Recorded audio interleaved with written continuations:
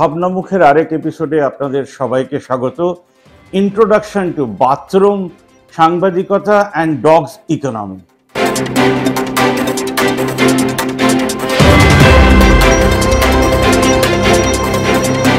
फिर भी क्या कुछ है टेक्निकल पॉइंट्स पर जानने के लिए सीधा सर के पास चलते हैं। सर मैं चाहूंगा एक बार इंटरव्यू बताएं क्योंकि हमारे व्यूअर्स हो सकता है आपको ना जानते हो। मैं Nitin Ahlawat, president Delhi bar association, और आज हमारे यहाँ दूसरा दिन है स्ट्राइक का। एक एडवोकेट्स अमेंडमेंट बिल 2025 सरकार ने उसका ड्राफ्ट भेजा है। जब हमने वो ड्राफ्ट पढ़ा तो हम ये सोच के हैरान हो गए कि ये किस বাথরুম সাংবাদিকতায় পড়ছে যখন লকডাউন হলো, তখন মানুষেরা চাকরি থেকে তাদেরকে তাড়িয়ে দেওয়া হলো, তাদেরকে স্যালারি দেওয়া হলো না, এবং প্রচুর ইউপির লোক, বিহারের লোক, সাউথ ইন্ডিয়ার লোক, বাংলার লোক যে যেখানে ছিল তারা হাঁটতে শুরু করলো। তারা হেঁটে হেঁটে বাড়ি পৌঁছলো, কেউ 300 কিলোমিটার, কেউ 500 কিলোমিটার। আশা করি সেই ভয়াবহ দিনের কথা ভুলে যাননি। ম্যান মেড ট্র্যাজেডি, যেটাকে কেউ বিশ্বজুড়ে বলল না, যে আমাদের ফ্লাড দেখে যারা বলে নেচার থিওরিকে ম্যান মেড ট্র্যাজেডি, যেটা ম্যান মেড ট্র্যাজেডি ছিল। ভারতবর্ষের ইলেক্টেড গভর্নমেন্ট একটা পয়সা খরচা করেনি সেই সময় যে তাদের পাশে দাঁড়াবে বলে। না তাদেরকে গাড়ি দিল, না তাদেরকে অটো দিল, না তাদেরকে সাইকেল দিল, না তাদেরকে টোটো দিল, না তাদেরকে প্লেন দিল, না তাদেরকে বাস দিল, না তাদেরকে ট্রেন দিল। হঠাৎ ওয়ান ফাইন ডে আমরা জানলাম elected government can declare emergency like this. তারা টেস্টিং করলো এবং ভারতীয়রা একদম 100% মার্কস পেয়ে পাস করে গেল। সেই গরিবেরা বুঝিয়ে দিল ভারতবর্ষের মুখে থাপ্পড় মেরে মেরে যে আমরা তোমাদের ফেথফুল ডগ নই। তারা হেঁটে হেঁটে বাড়ি ফিরল, অনেকের জিনিসপত্র চুরি হলো, কিন্তু যেটা হলো ভারতবর্ষের নাগরিকরা, অসাধারণ ভারত প্রেমীরা জাগলো। তারা তাদেরকে সাহায্য করলো, কেউ কিছু দূর এগিয়ে দিল, কেউ গাড়িতে এগিয়ে দিল, কেউ খাবার দিল, কেউ চটি দিল। ভারতীয়রা তাদের বাড়িতে ফিরল। কিন্তু আমাদের যেহেতু হাজার হাজার বছরের বিশ্বাস ও অন্ধবিশ্বাস রয়েছে, যেখানে বিজ্ঞান কর্মীদের বিজ্ঞান নেই পাড়ায় পাড়ায়, তাই আমরা এখনো লড়ছি সেই অমৃত কুম্ভের জন্য, যেখানে 4 ফোঁটা এখনো 144 বছর আগে না 1000 বছর আগে পড়েছিল, যে আমরা বিশ্বাস করি।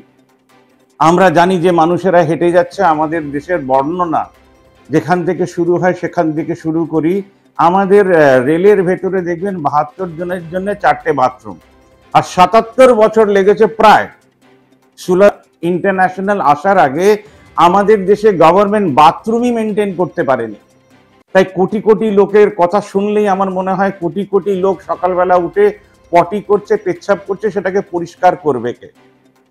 আবার করে বলছি যে কোটি কোটি লোকের গল্প শুনলেই আমার মনে হয় সকালবেলা উঠে তারা পটি যাচ্ছে, তারা বাথরুম যাচ্ছে, সেটাকে পরিষ্কার করবে কে? এর উত্তর আমি পাইনি। এবং যারা কুম্ভে গেছেন তারাও হয়তো পেয়েছেন। এবং গভর্নমেন্ট অফ ইন্ডিয়ারই একটা ডিপার্টমেন্ট বারবার করে বলছে মলমূত্রতে গঙ্গা ভাসছে। তার ভেতরে বিশ্বাস রাস্তা খুঁজে পাচ্ছে। তার কারণ আমাদের দেশের লোক যারা কোটি কোটি কিলোমিটার যেতে পারে আমেরিকায় গিয়ে চেইনড অবস্থায় ভারত গভর্নমেন্টের জন্য যারা নাকি ডাঙ্কা বাজাচ্ছিল, এইবার হচ্ছে ডগস ইকোনমিটা। এতক্ষণ বাথরুম ইকোনমি নিয়ে বললাম যে আমাদের সাংবাদিকতা বাথরুমে পৌঁছে গেছে। গডি মিডিয়া বলে কিছু হয় না। গডি মিডিয়া মানেটা কি? গডি মিডিয়া মানে হচ্ছে বাথরুমে বসে আমি রিপোর্টিং করব, যে রিপোর্টিংটা আপনাকে পটির ওপরে বসিয়েও দিতে পারে। তার কারণ সামনে কোনো হোপ থাকবে না, সামনে কোনো আশা থাকবে না, সামনে কিচ্ছু থাকবে না, শুধু হিন্দু মুসলিম থাকবে। দেশের ন্যাশনাল সার্ভে যারা করে তারা বলছে যে এই যমুনার জল একদম নোংরা হয়ে গেছে, আর একজন চিফ মিনিস্টার বলছে সেটা পানীয় জল। এবার আমাদের দেশের লোকেরা এই চিফ মিনিস্টারটাকে বিশ্বাস করবে, কারণ তারা বিজ্ঞানে বিশ্বাস করে না। তারা সেই গভর্নমেন্ট এজেন্সিকেও বিশ্বাস করে না যারা বলছে এই পানীয় জল, এটা মানে চান করারও জল না। এইটা গেল এইটা। এবার dogs, what is dogs economy? Dogs economy পড়ার জন্য একটা কথা, একটা রিপোর্ট আপনাদেরকে দেখাচ্ছি। তার আগে বলে দিই, আমাদের দেশের চিফ ইলেকশন কমিশনারকে সিলেক্ট করার জন্য যে প্রসেসটা ছিল সেটা বিজেপি গভর্নমেন্ট চেঞ্জ করে দেয়। মানে প্রাইম মিনিস্টার থাকবেন, তার চুজ করে একটা ক্যাবিনেট মিনিস্টার থাকবে এবং অপোজিশনের লিডার থাকবে। আগে ছিল প্রাইম মিনিস্টার থাকবেন, সিজিআই থাকবে, অপোজিশন লিডার থাকবে। তাহলে প্রাইম মিনিস্টারের দাদাগিরি চলবে না। সংবিধানটা এইভাবে সাজানো হয়েছিল। ওয়ান ফাইন ডে 148 জনকে সংসদের ভেতরে রেখে তিনি এই আইনটি চেঞ্জ করেন। সেই সুবাদে এখনকার সিজিআইরা ইলেক্টেড হয়েছে। মহুয়া মিত্র এই রিপোর্টটা করেছেন যে 148 জন ভেতরে ছিল, বাদবাকি সাংসদরা ছিলই না, আর বাদবাকিরা অনেক 91 জন মতন তাদেরকে স্থগিতাদেশ দেওয়া হয়েছিল, তারা পার্লামেন্টের বাইরে ছিলেন। 2/3 মেজরিটি ছাড়া এরকম বিল পাস হয় কি করে? ঠিক সেরকম একটা কিছু আসতে চলেছে, যেখানে লয়াররা তাদের থেকে প্রোটেস্টের রাইট কেড়ে নেওয়া হবে। Amendment bill. Amendment bill. Amendment bill. Amendment bill. Amendment bill. तानाशाही. तानाशाही. আপনারা দিল্লির এই রিপোর্টটা শুনলেন, শুনে বুঝতেই পেরেছেন যে বিজেপি গভর্নমেন্ট না, শুধু আমাদের দেশে প্রত্যেকটা গভর্নমেন্ট ডগস চাইছে, ইন্ডিয়ান ফেথফুল ডগস, যাতে কর্মীরা কোনো দিন, কর্মীদের কোনো কাজ নেই আমাদের দেশে, তারা হা হুতাশ করে শুধু ভিক্ষে চাইছে, আমাকে দেখো, আমাকে দাও, আমাকে দেখো, আমাকে দাও, তারা কোনো মুভমেন্ট করে না। তাই যে দেশের কর্মীরা, মানে যে দেশের নাগরিক কর্মীরা কোনো কাজে লাগে না, সেইখানে সিপিএম এর একটা ইলেকশন, সেখানে সবাইকে হারিয়ে এমন একজন জিতে যাচ্ছেন যে যাকে কোনো পদই দেওয়া হয়নি, যাকে শীর্ষ নেতৃত্বরা আস্থা রাখেনি, বিশ্বাস করেনি, দাঁড় করায়নি, তখন সেটা বড় খবর হয়।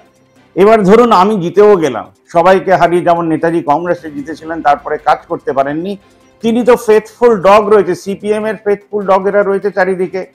ধরুন কংগ্রেসের একজন নতুন নেতা এলো, কিন্তু সেই কংগ্রেসের ফেথফুল ডগরা রয়েছে, সেইভাবে বিজেপির ফেথফুল ডগ, ডিএফআই এর ফেথফুল ডগ, কারণ তারা কোনো কথা বলে না। দেখবেন কর্মীরা কোনো নতুন কথা বলে না, নতুন কাজ করে না, সেই 77 বছর ধরে সেই ট্র্যাডিশন এখনই চলছে।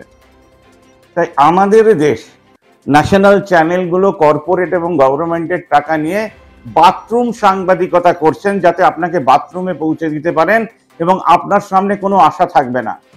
তাই 90% পুলিশ যারা ভালো হতে পারতো, ভালো ভালো কাজ করতে পারতেন, তারা স্পিকটি নট, টুপটি নট, শুধু সাইলেন্ট মুভির একটা পার্ট হয়ে গেছেন। দেখে সব বলশালী, কিরকম শক্তিশালী মনে হয়, তাদের কোনো আমাদের সোসাইটিতে কোনো অবদান নেই। রিটায়ার্ড আর্মি পার্সোনালদের কোনো অবদান নেই, রিটায়ার্ড জাজদের কোনো অবদান নেই। তাহলে ভাবুন আমাদের দেশ কিরকম নর্মাল ফেথফুল ডগ না, ল্যাব্রাডর চাই, কারোর অ্যালসেশিয়ান চাই, কারোর অমুক চাই, কারোর তমুক চাই। আমরা ইন্ডিয়ান ফেথফুল ডগে পরিণত হচ্ছি সাংবাদিকতারা, এবং বাথরুম থেকে আমরা সাংবাদিকতা করছি, কারণ আমরা কেউ চেঞ্জ চাইছি না। ভারতীয় নাগরিকরা দেশের কাজে লাগতে পারে, ভারতীয় নাগরিকরাই বুঝতে পারছে না।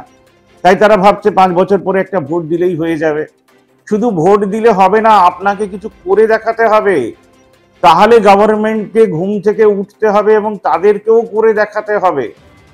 আমরা কাজ করছি বলে আমরা এই কথাটা বলতে পারি, কিন্তু সকালবেলা উঠে আমার নিজেকে কুকুরই লাগে। কারণ আমরাও তো ঘেউ ঘেউ করছি। আপনি ভাবুন কোনো সংবাদ মাধ্যমের সংবাদ শুনে আমাদের দেশে কোনো চেঞ্জ আসছে, এটা ভাবলেও অবাক লাগে। নাগরিকদের উত্থানের কথা সবকটা চ্যানেল তার শেষে বলছে যে মিনিমাম এই কাজটা আমরা দেশের জন্য করতে পারতাম। আমাদের দেশে আশা হারিয়ে গেছে, কিছুটা আশা পরিবেশ প্রেমী সোশ্যাল ওয়ার্কারদের মাধ্যমে সামনে উঠে আসছে। বাদবাকি আশাহীন ভারতবর্ষ 140 কোটির, যারা কাউন্সিলর, এমএলএ, এমপিদের দ্বারা ইন্সপায়ার্ড হন, সিএম পিএম এর দ্বারা ইন্সপায়ার্ড হন, ফাইন্যান্স মিনিস্টার অমুকের দ্বারা ইন্সপায়ার্ড হন। আর আমেরিকার থেকে ট্রেনে করে যখন আমাদের দেশের নাগরিকদেরকে পাঠানো হয়, তখন সব ফেথফুল ডগ চুপ করে যান। আজকের মতন এতটাই।